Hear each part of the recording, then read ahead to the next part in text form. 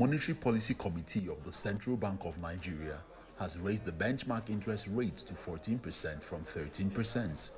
Nigeria's inflation rose in June to its highest level in more than 5 years, fueled by rising prices of food and the high cost of diesel. Committee noted the marginal increase of 1.61% in the level of external reserves to $39.22 billion at the end of June 2022, from $38.360 billion at the end of May 2022, due to increase in flows from non-oil sources. The committee reviewed the performance of the bank's intervention programs targeted at stimulating productivity in agriculture, manufacturing industries, energy and infrastructure, healthcare, exports, and micro, small, and medium enterprises between May and June 2022. Under the Anchor Borrowers Program, for instance, the bank released a sum of $3.62 billion as disbursements to 12 projects for the cultivation of rice, wheat, and maize, bringing the cumulative disbursements under the program to 1.01 trillion naira to over 4.21 million smallholder farmers cultivating 21 commodities across the country. The bank also disbursed $3.72 billion to finance 3 large-scale agricultural projects under the Commercial Agricultural Credit Scheme. These disbursements bring the cumulative disbursement under this scheme to 744.32 billion naira for 678 projects in agro-production and agro-processing.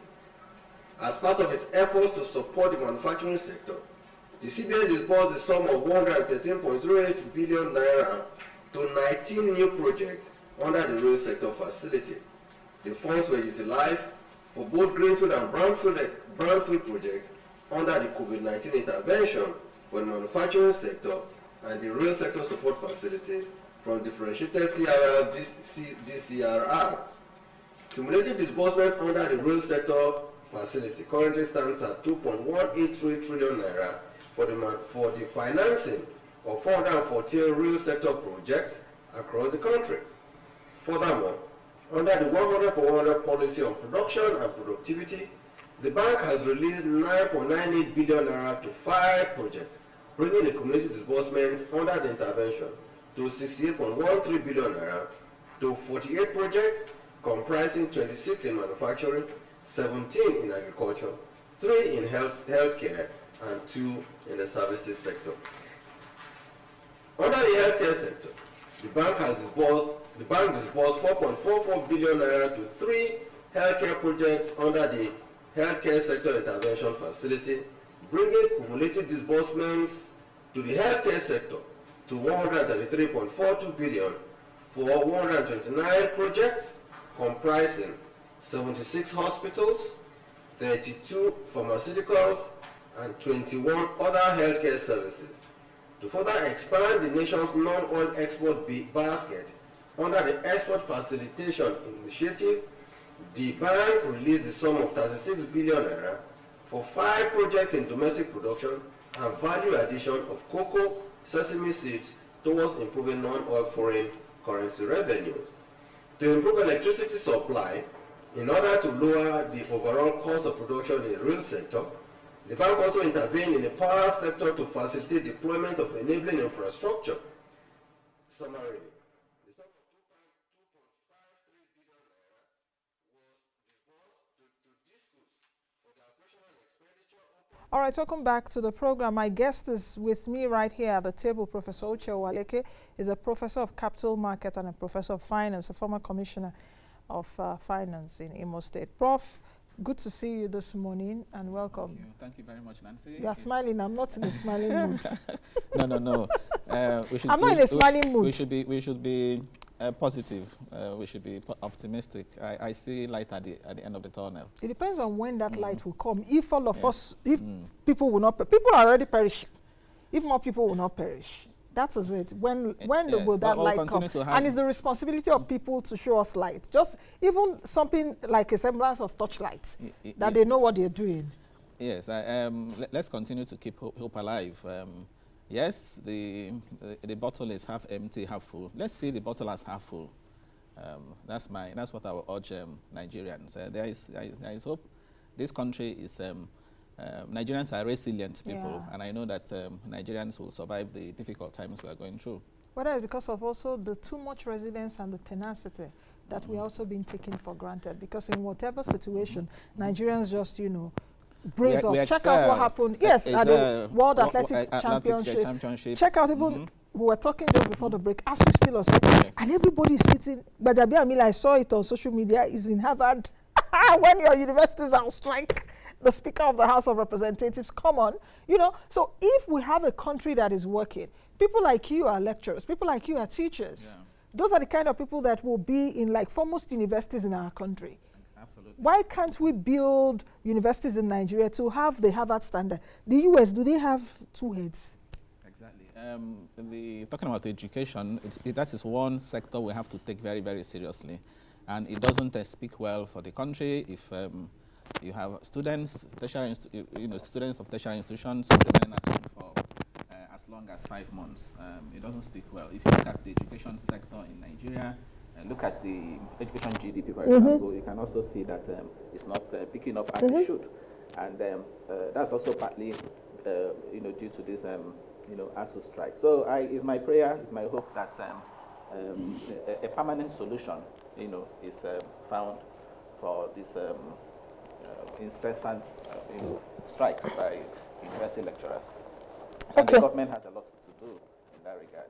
And seemingly not doing it because the president will give another, okay, in 2 weeks, solve this problem. And I said, I don't know if the president's word still holds water, but, that is, by the way, we'll talk about that on a later date. Let's move to the topic, monetary policy response to local and global risk.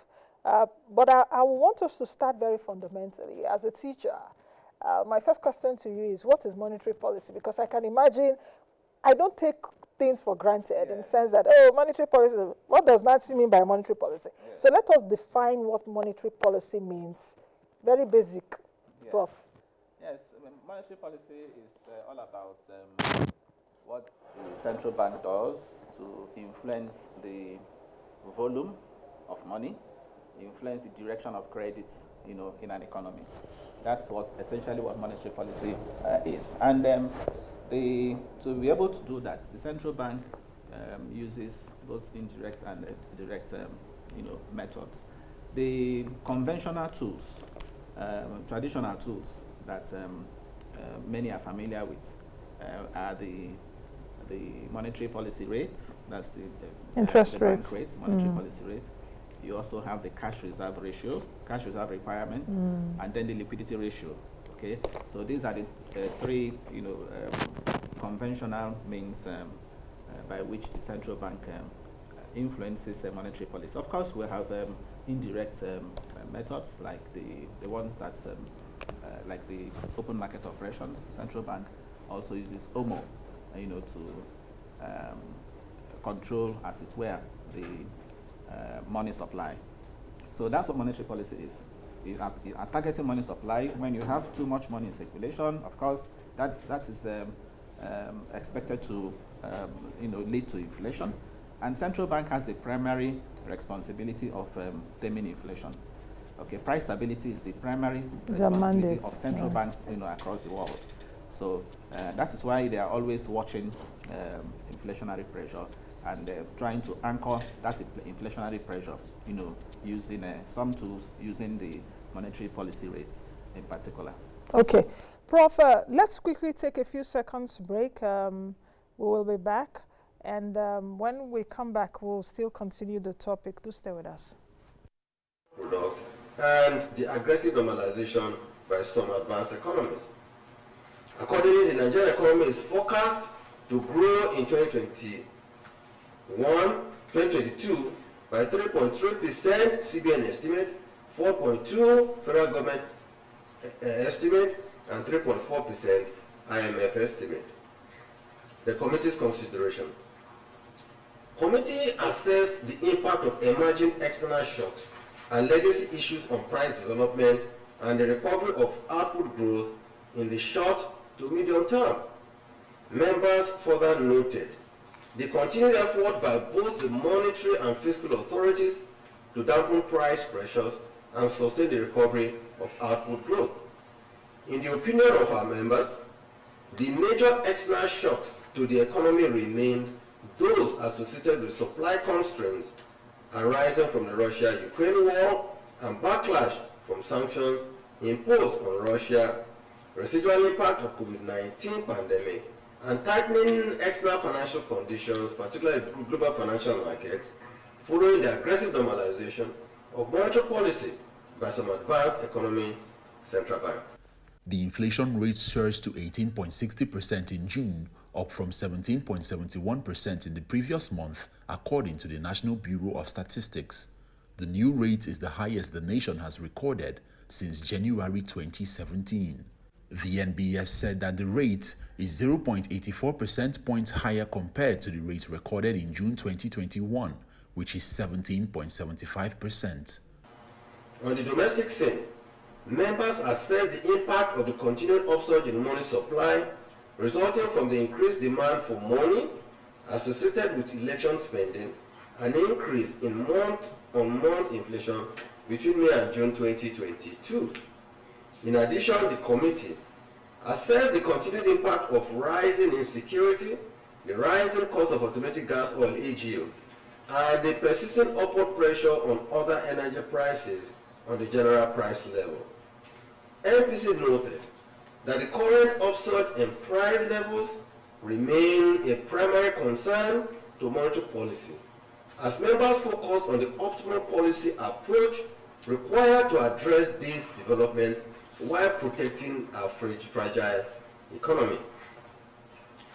The committee clearly identified that inflationary pressure was being driven by both demand and supply side factors, which should be addressed using different policy approaches. In the committee's view, the demand side factors were being broadly addressed by the bank using the relevant direct and indirect instruments. On the supply side, the bank has continued to provide the necessary support through its development finance initiatives in the real sector to ease supply constraints. The committee called on the federal government to prioritize efforts to curb the menace of insecurity to enable farming and other business activities return to normalcy.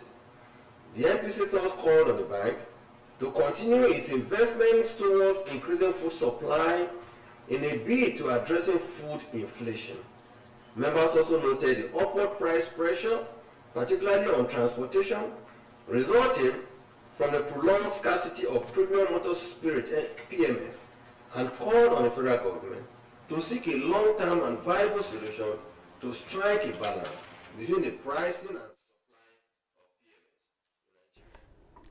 All right, Professor Uwaleke, Professor of Finance and Capital Markets, is still with me here in the studio. We were talking about, before the break, what monetary policy is. You gave a basic definition. That's correct. And you talk about the tools, cash reserve, MPR, cash reserve ratio, liquidity ratio, as the OMO, tools. Yes. Not the detergents. Open market OMO, operations. Yes, open market operations. So can you just quickly gloss through that quickly, what those things mean? Okay. Monetary policy rates, MPR, is the rate at which the CBN lends money to the commercial banks. You know, the central bank is the lender of last resort. When it's lending to the commercial banks, of course, it lends at a rate. And you also have what is called asymmetric corridor, you know, plus 100, minus 700. So when it is lending, now that MPR is 14%, because we have plus 1 or 100 basis points. Exactly. So the effective lending rate from the central bank is 15%. Okay. That's MPR. And then you have cash reserve ratio. That's the proportion of banks' cash that they're expected to also live with the central bank. I think that's 27.5%. And then proportion of liquid assets of banks, cash and near cash items, money at call and short notice. So liquid assets, 30%. OMO, as I said, is open market operations, through which the central bank sells bills to the banks when they feel that there is much money in circulation. Okay, so they use open market operations. And money supply, yes, I talked about money supply. Money supply is nothing but the currency in circulation, plus demand deposits. In the case of what the central bank calls M1. M1 if you now add savings and times, you now have M2. The central bank also has M3. As a matter of fact, broad money, defined as M2 plus, if you like, institutional, money funds, such as repurchase agreements. So that's broad money supply. So the central bank, through monetary policy, attempts to influence the money supply in an economy. Okay, with all this definition now, at least there's an understanding of the basics of what we're going to be talking about. So, yes. So we can take it from there. How do you think that the Central Bank of Nigeria has handled through, let me put it, the Monetary Policy Committee, because it's not just even about the CBN, the other members of the committee. Yes. How do you think that the MPC have been able to handle the local risk? Let's talk about it. Before we move over to the global headwinds. Yes, I think the response has been quite appropriate, over time. Recall that it was not until, I think, January this year that the MPC, changed the monetary policy rate. I think March. It was moved by 150 basis points from 11 to 13.5%. So all along, it's been an accommodative, as it were, monetary policy, and that's helped to, stimulate growth. Okay, the fact that this economy exited recession in 2020 very quickly, we had a V-shaped recession. Okay, that was made possible by the central bank, monetary policy approach, accommodative monetary policy.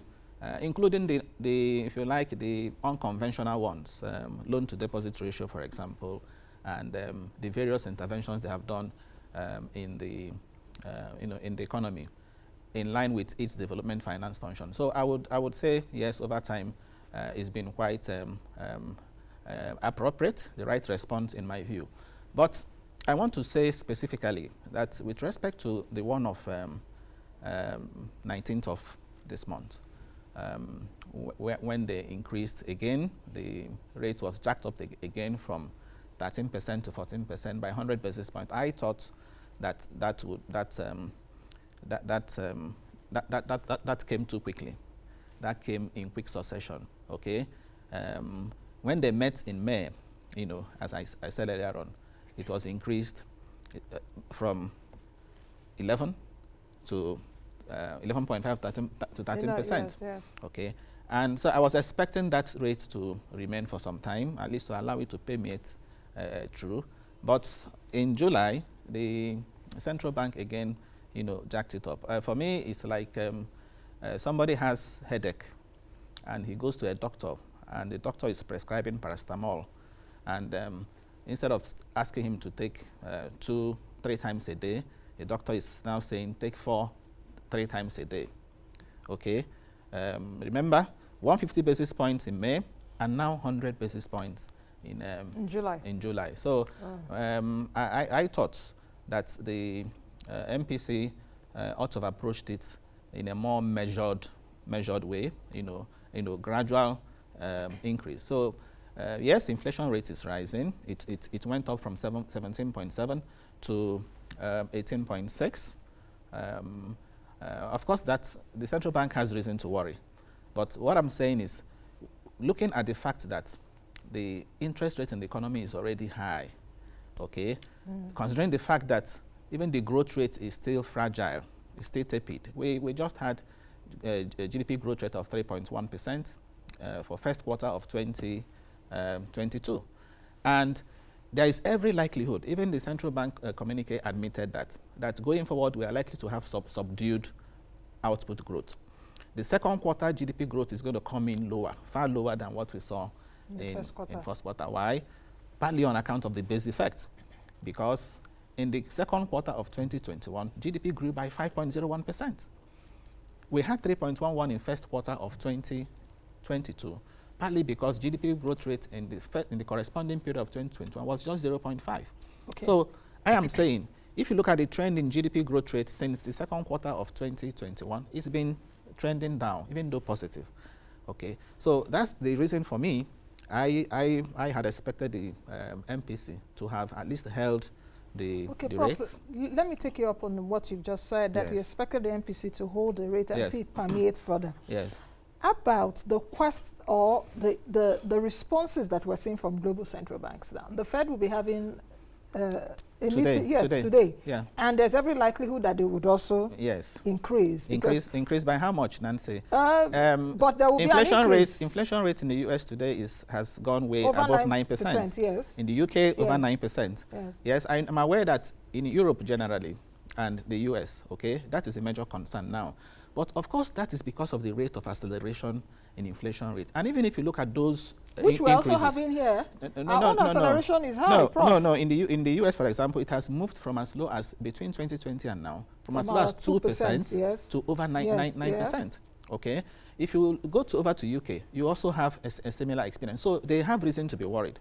But you also know we have reason to worry. No, we have reason to worry. But again, that also boils down to the drivers of this inflation that we're talking about. Now, central bank says it now has evidence, okay, that there is also a demand side to it. You know, before now we have said inflation rate is being driven more by supply side, factors, structural bottlenecks, supply side factor. But central bank now says it now has evidence that there is also a demand pull side, coming from election spending. I think they specifically mentioned that. So for me, that's justification for raising rates. But I am saying that we shouldn't raise rates by the quantum at which it has been done, because that could send, again, if you are signaling, that could also send some signal out there that the central bank is in a panic mode. So investors shouldn't pick that, that signal, because if inflation rate moves from increases now from June to July, as we see another acceleration, does it mean that when the central bank meets by September, the rates will be jacked up again? Okay, so and the thing about it is, I'm even not alone. I'm happy that even within the MPC, there are members that appear to adopt this dovish stance. They want to be cautious because even the meeting of May, one member voted that the increase should just be by 50 basis points in May. And in this month of July, we also understand that 3 members voted that it should not exceed 50 basis points. So that is about trading cautiously. As I said, in the US, inflation rate is very high. And even when they're increasing, look at the last increase was not 50 basis points. What the markets are expecting now is that the Federal Reserve, the Federal Open Market Committee of the Federal Reserve, will not do more than 75 basis points. But it's still an increase, Prof. Yeah, it's still an increase. I'm talking about the magnitude. I understand what you're saying. Yes, it's still an increase. But again, look at the statements that are usually issued by the Federal Open Market Committee. Read those statements. You will find them saying that unemployment rate, very low. Strong job gains. Whatever they're doing amidst strong job gains. The U.S. Federal Reserve mandate is not just about price stability. Their own is dual mandate. Back home, central bank has a primary responsibility for price stability. But again, it also has a secondary, if you like, responsibility to support growth. And granted, they have been doing that over time. I am saying that given our present circumstances, okay, what would have appeared more appropriate would have been to approach these increases gradually. I was discussing with somebody over this issue, and a person mentioned, cited Ghana. First, he started by telling me which country of the world is not experiencing high inflation rate, and I told him Russia. Russia's inflation rate came down, decelerated from 17.8 to 17% between April and May. Okay. But you also know what the Russian central bank did. Yes. Yes, of course, yes. In fact, even their interest rate, I think at the last meeting just a few days ago, they brought it down to about 8%. That's the Russian central bank. You're talking about Russia. I'm talking about Russia. Yes. The person also cited Ghana, for example, where Ghana's inflation rate is like 29.8% now. Oh, okay, but yes. the last figure I saw was 27. Interest rate is 19% it went from now. Yes, 19%. Yes, it went from 23.6% to 27. On the basis of that, the Central Bank of Ghana jacked it up by 200 basis points from 17 to 19%. But again, look at the other instruments of monetary policy. In Ghana, for example, cash reserve requirement is 8%, was brought down from 10 to 8%. Ours is 27.5. So I am saying that we are, the monetary policy environment, in my view, is already tight, given the fact that we have a cash reserve requirement that is one of the highest in sub-Saharan Africa, 27.5. We also have a liquidity ratio of 30%. Okay, so the banks are already suffering from the liquidity tightness, as it were, which is why even if you also go through that CBN communique, it tells you that interest rates are rising. The OBB, open buyback, the interbank call, they're all rising. Their rates are rising as a reflection of the tight liquidity in the in the banking sector. Okay, Prof, if you take a look at it, because you brought me to Ghana, and I know that we may not finish this show today because a whole lot of things are coming up, which we may take up on another day. You talked about Ghana. The Ghanaian situation and the Nigerian situation, which one is better economically? Now, let me put the scenario so that you can do your analysis on it. I just talked about Ghana's annual inflation climbed to 29.8% in June, and that's the first time the country's inflation rate has touched close to 29% since January 2004. Their interest rate now is at 19%. Let's also know that Ghana has approached the IMF. Exactly. Now, yes. Nigeria's inflation rate 18.6%, NPR 14%, yes. And all of that. Economically, if we take a look at our currency too, the Naira has depreciated close to 20%. Yes. At the street market now, we're seeing Naira hovering close to 700 Naira. At the I and EFX window, about 430 or thereabout. 430. Yeah. So if you look at it economically, that's a tricky question, yes, Prof. So tricky question, but again, I'm wondering whether we are comparing apples and oranges. Yes, apples and oranges. Yeah, and that's because one, look at our economy. We are an oil-producing economy. Okay, if you take a look at countries that Ghana is oil producing too, Prof. But not in yes, exactly. If you take a look at countries that are experiencing this inflation challenge, okay, and even risks of economic recession, okay, they are mainly consumer nations. Okay, if you look at oil-producing nations, take Saudi Arabia for example, inflation rate there went from 2.2% to 2.3. Saudi, you can yes, check. I know. Saudi Arabia. So some of these oil-producing countries are not as challenged as the non-oil, producing or non-oil exporting, countries. So we don't have any reason Saudi Arabia to compare. Also raised rates. They did raise rates to about 2.25%. You see, I'm talking about very, very low. Just like even South. Okay, what about South Africa? South Africa's inflation moved from they have a band of between 4 and 6%, and inflation moved to 6.5. 6.5 now. Is it 6.5 or 7? Okay. Yeah, about 6.5. So if we are comparing really, if it's on the basis of inflation rates and cost of living, yes, you might say in Ghana it's very high. Recently, Ghanaians took to the streets, protesting a high cost of living, and as you also rightly said, Ghana is also looking for money from the IMF. So Nigeria is fares better in terms of inflation, okay, if we use the numbers. Again, don't forget that the figure we have is by the National Bureau of Statistics. If you check some independent sources, they will tell you it's actually, higher than 18.6, but that's by the way. The monetary policy response, in summary, has been appropriate, but my advice is that it should be approached gradually. It should be a gradual process. I understand why the central bank, of course, is feeling concerned. Number one, if you don't respond, if you don't have raise rates, remember the last meeting they had, they said They didn't even consider holding. They didn't even consider reduction. For the first time, their concern was to increase. So it now became a question of by how much. Okay, so I think the concerns are genuine.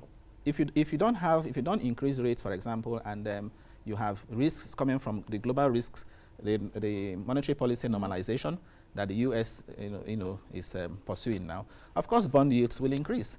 Of course, that could trigger capital flow, reversal. So the central bank may want to retain investments in Nigeria by having higher, risks, higher interest rates. There is also this issue of the real rate of return. Okay, to reduce the negative real rate of return, you need to increase rates since inflation rate is rising. So that's also one of that, and of course to also check the pressure on the exchange rate and to check the inflationary pressure. Okay, so these are arguments that support the hike, but I'm saying the hike should be measured, all right, against the backdrop of the fact that we still have fragile economic growth, against the backdrop of the fact that increasing rates will also lead banks to repricing their assets. Today we are celebrating that non-performing loans in banks have dropped below the 5% maximum. It's now 4 point something. So the financial soundness indicators for banks, very strong. But when you increase the MPR, you get it to a level when banks start repricing their assets, repricing their loans. And when that happens, of course, you also increase the chances of increasing non-performing loans, in the banks. If you hike rates, for example, and non-performing loans are still low, then something is wrong. Okay. That also means that the banks are not lending, and that will not be good, for the economy. Prof, I think we have to leave it here. But I think you've raised more questions for me to ask. Yes. And we'll continue with the answers on a later date. I see. Thank you. We'll continue the answers on a later date. But at least we have a background of the monetary policy response right now to the headwinds. So thank you very much for coming. Thank you very much, Nancy. All right, I've been speaking with Professor Uche Uwaleke, who is a professor of capital market and a professor of finance. The next time you come, we'll look at the impact on your constituency, the capital market. Nancy, since the rate was increased, the market has dropped by 3.6%. Yes, I know that. Since 19th, it has been red all through. Okay, you can see the negative impact already on the equities market. We'll talk about that on a later date. Thank you again for coming. Thank you. All right, that's the much we can take on today's edition of the program. Please join me again, same time on this station. I am Nancy Naji. Be the best you can be and be that change that you want to see. Bye now.